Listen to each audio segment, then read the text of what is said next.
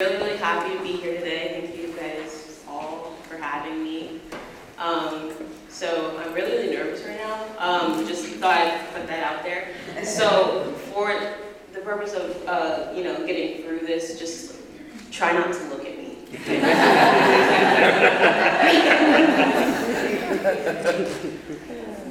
I'm going to start now. So I would first like to thank all of my sponsors. These people are all the reason why I'm here today. DC Project Connect, Dr. Avon Hart-Johnson, I'd really like to thank you. Above Prestige PR, which is my mother's public relations firm. INTCIP. This whole entire conference is because of them, so big thanks to them. Ben Rakes, very, very welcoming. Thank you so much for all of your support, and especially Francis Subi. You guys are the reason this is all possible. And the Madra Code Crane Foundation, and also the Bridging Group in Oakland, California. So thank you guys so much. So I figured I'd start with you guys at least putting a picture up here so that you guys get an idea of what my dad looks like. Looks like me. I'm the original, he's the clone, just saying. But this picture on the right is actually from a father-daughter dance in elementary school. And on the left, that's me when I was a baby, a really, really tiny human being. Funny thing about this, that father-daughter dance was the only one that he actually made it to in my elementary school.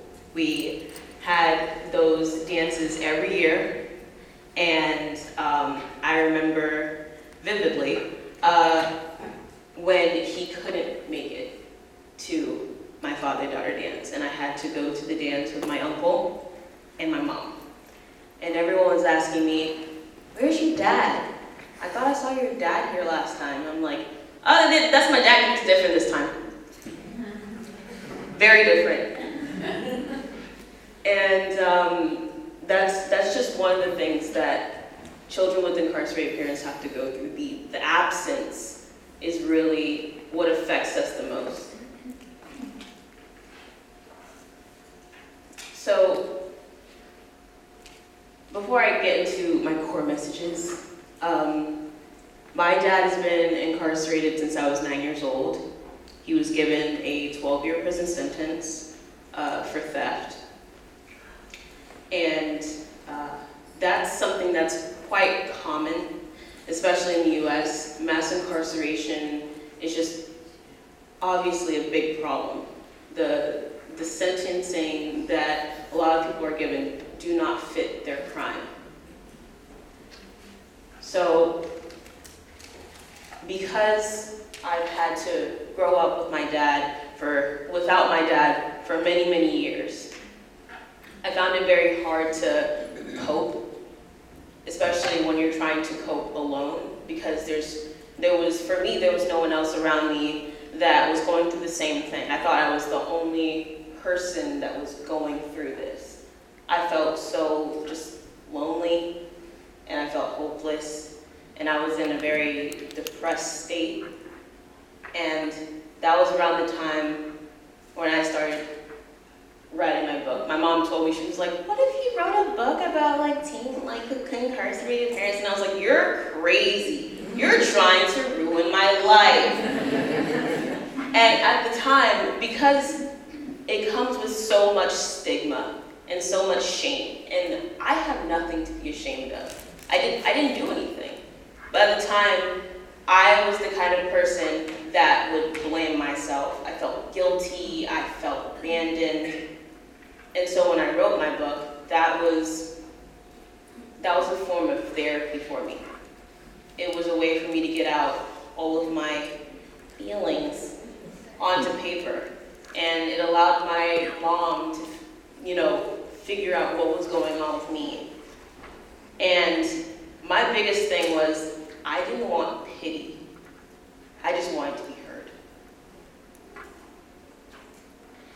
So, through writing my book, there are a that I want everyone to take away when they read it. First, healing on the inside and self-care. So these both go hand in hand. When you're trying to heal, that's literally the first step to moving on from this entire situation. And it starts with forgiveness, which is the hardest part. I mean the hardest part. It's like really hard because you feel like you've been walked out on, and you not only have to forgive your incarcerated parent, but you also have to forgive yourself. So if that means taking a step back, giving yourself some time to process, whether that means not writing letters, cutting off contact for a little bit, then do that. Because that's how you can repair. You are not your parents' mistake. For a long time, I felt like because my dad went to prison, his brother went to prison, his dad went to prison, that I was next. Even my brother, my half-brother, went to prison for a few years. And so I always felt like, oh, wow, legacy, love that. And that's not the case, because you do have the power to turn everything around. You just have to want it bad enough. And you have to want to motivate yourself, and you have to be encouraged. And for me, a lot of that encouragement had to come from within. I had my mom there to support me, but she couldn't support me for me. It had to start with me. Let go of your fear and shame. So fear, that's valid. Fearing the unknown, fearing your future, but don't be afraid to try. And the shame and the stigma that comes with having an incarcerated parent, just throw that out of the window completely. Because you have nothing to hide. You are who you are, and you having an incarcerated parent doesn't define you in any way. And be selective with your social and family life. This is a very, very big part of the coping process, because you are who you surround yourself with. Family members, they're great and all, they're lovely, very lovely. But you have to know who you want to be around, because you need to be surrounded by people that are going to hold you accountable. And that goes the same for friends. Choose your friends wisely, and make sure that those are people that you can really trust. And figure out who you want to be. Notice how I didn't say what do you want to be, because that's less important than the who. When you figure out who you want to be, the what comes after. Figuring out who you want to be is the line between who you are right now and the person that you want to become.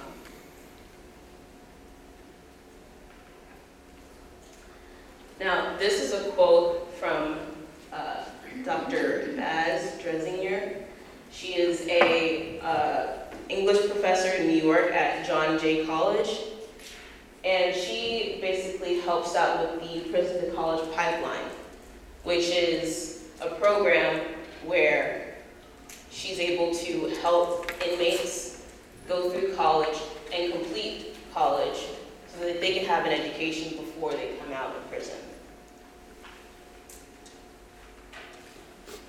So, being a teen author and advocate has changed my life in so many ways.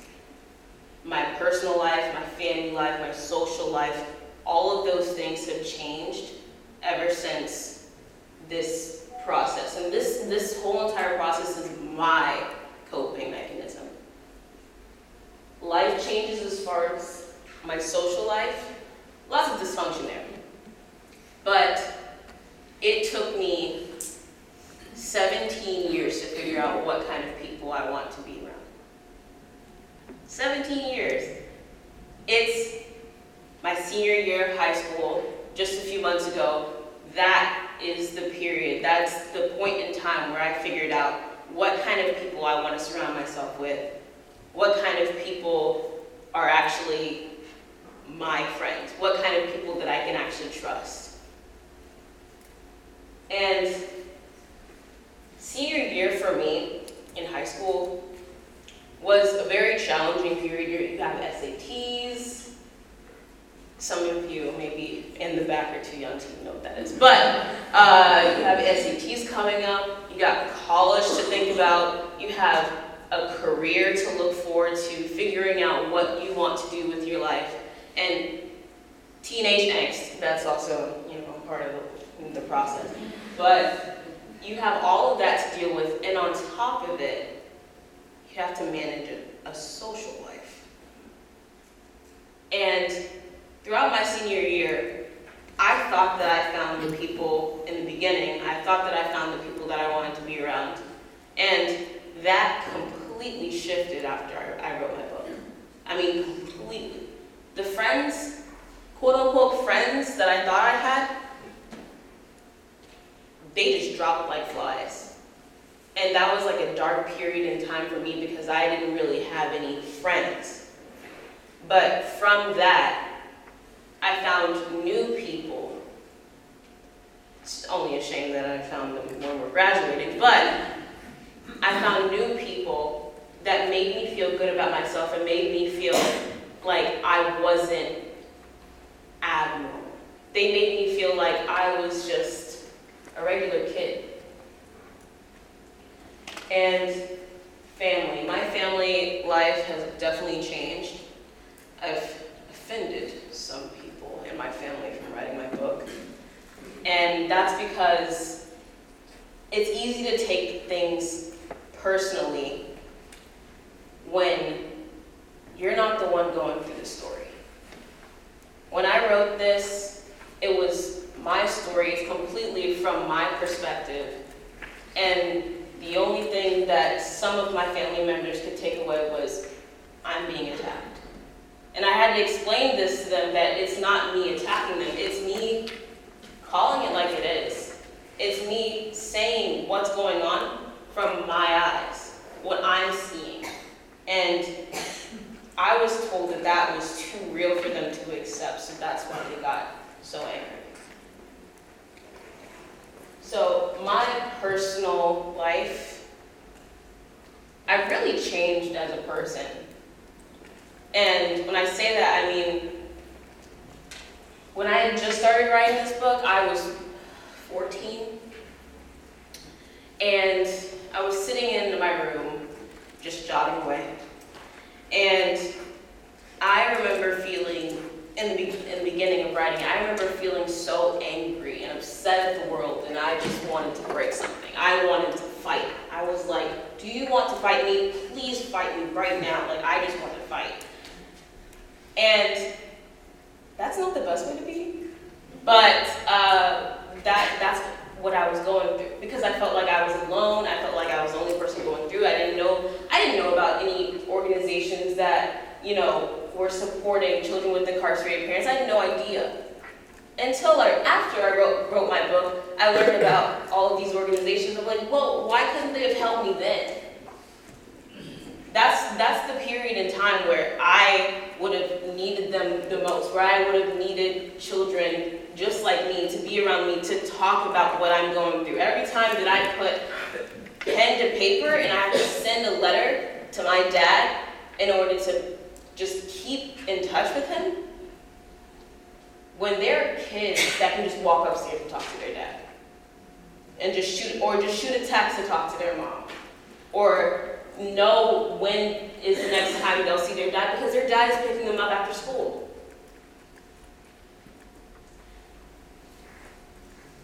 I've become much more of a peaceful person. I've forgiven my dad at this point because I found that it's easier for me to let go than it is for me to keep all of that anger and hurt in my heart. Because it holds me back. It holds me back from being the loving person that I know I can be. And as far as education, I found that having an incarcerated parent actually made me personally push myself more. I've seen kids that have their mom, their dad, they're in a house, and everything's perfect, conventional, but everything's perfect, and they have like 1.0 GPAs, and they're getting like D's and E's in classes. Why? Because they don't care. And that's something that you would expect from a kid that has an incarcerated parent, yet you see me, and I'm not at all like that. And I remember after I wrote my book, and I was open about it, and I was on the news and stuff, and people came up to me and they were like, "Your dad's in prison?" I would have never known. And I was like, well, what do you expect from a kid that has a dad in prison? Like, what, you expect us to just be like, oh, I don't care about school, bro, like, I just want to smoke, like, bro. Like, no, that's not at all how the majority of us are. And that's how society perceives us. That's how they think that we are. I graduated high school with 4.0 GPA, which I'm proud to say that,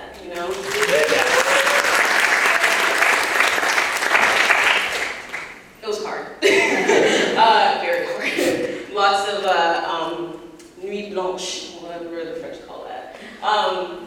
But since then, I've been a Hollister brand agent, which is basically a Hollister ambassador.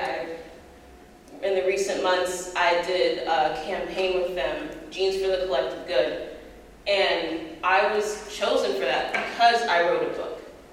So their collective good was recruiting agents that have done good in the community, whether that's being involved with different organizations or environment stuff, like any kind of good. And I'm going to be attending in the fall the University of Southern California.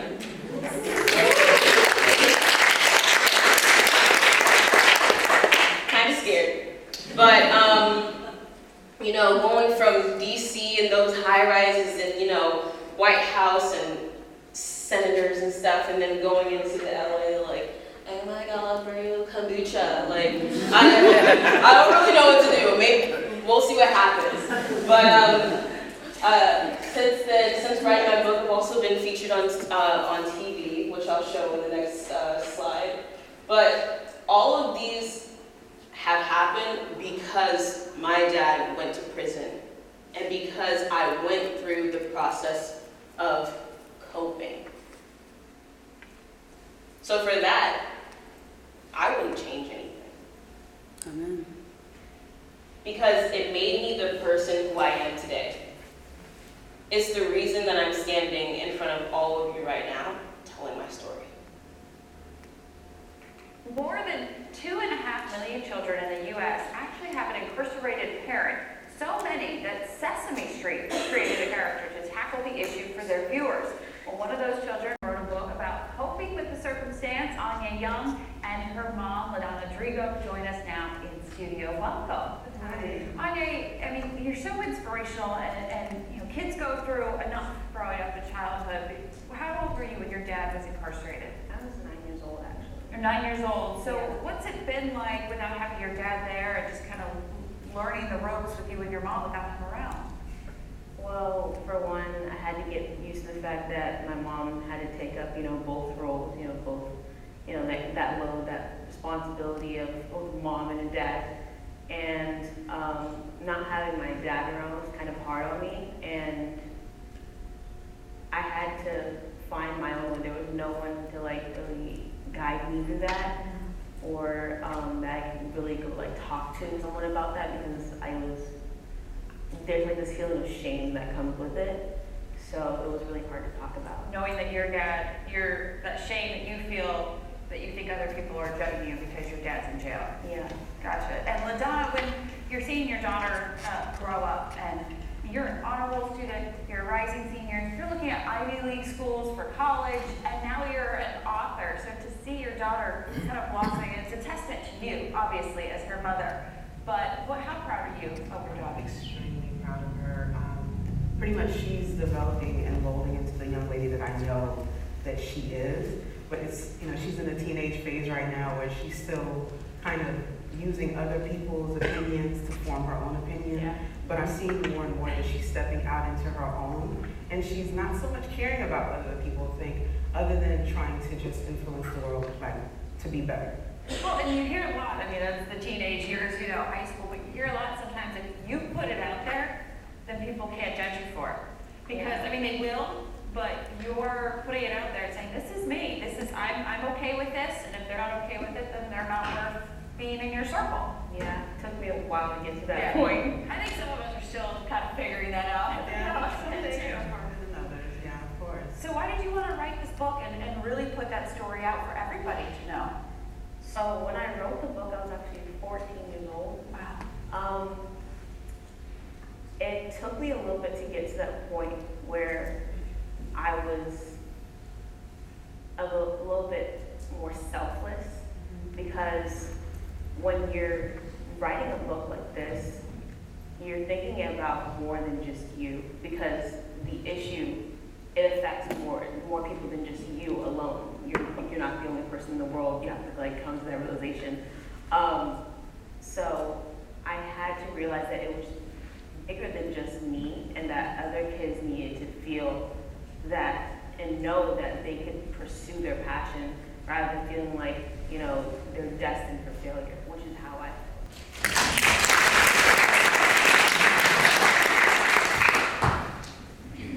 So, I don't know if you can tell, I was very nervous about it. Oh my God. I get nervous for the smallest thing. Like, my mom's asking me, hey, do you want some food? I'm like, oh my God. But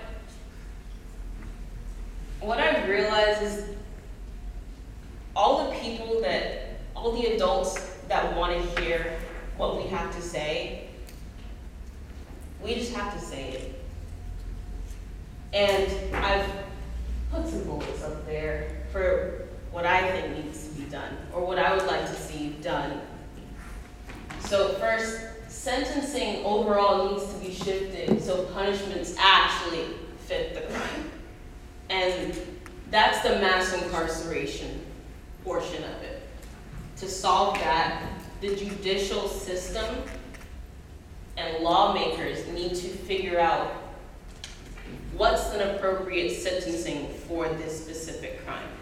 It shouldn't be like, oh, well, he stole a pencil, 10 years, thank you, bye. Like, that shouldn't happen. Integrating mentorships for kids to inspire them out of their circumstance. I've seen kids at my school that I later find out had or does have an incarcerated parent, and they're the kind of kid to go down that wrong path and just not care about school. I've seen a few kids like that.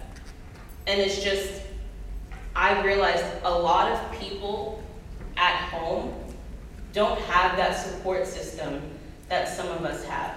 For me, it's a little bit of myself, but also my mom.